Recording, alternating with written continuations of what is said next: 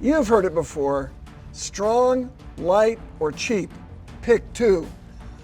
There's actually a pretty simple explanation for this, even when it comes to wheels. It'd be a pretty easy deal to make a wheel that's strong and cheap. Just throw a lot of material at it.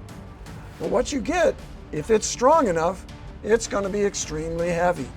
It's a much more difficult proposition to make a wheel that's strong and light.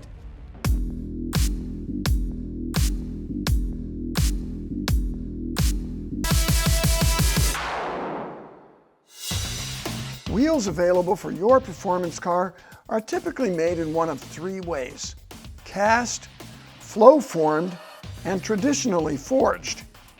There are variations of these processes, as well as the names used for them, which are mainly used as marketing buzzwords, but we'll focus on these three main types. A cast wheel is just that. Aluminum is melted, poured into the void of a mold, where it solidifies while cooling. This is a pretty quick, easy, and inexpensive process. Strength can be added by simply adding material. The drawback to this, besides being heavy, is the porosity of the material is high. This leads to poor strength for a given weight and potentially even air leak issues. Flow formed takes the cast wheel process one step further by drawing and spinning the barrel to desired width. You'll often see this referred to as rotary forging or flow forging. But remember, you are still dealing with a cast wheel in the critical areas of the wheel, and as such, the same basic drawbacks. A traditionally forged monoblock wheel starts life as a proprietary alloy billet tube before it's pressed at up to 4,800 tons of pressure into a raw forging. This process compresses the material and realigns the grain structure, removing virtually all of the porosity. The takeaway from this initial process is the raw material ends up being expensive, typically more expensive than a finished, inexpensive cast wheel.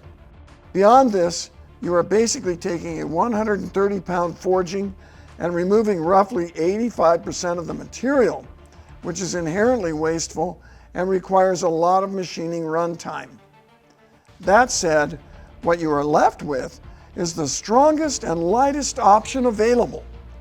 Top-tier circuit racing motorsports uses traditionally forged monoblock wheels exclusively. They are the only appropriate solution as the teams and manufacturers demand strength and low mass for performance.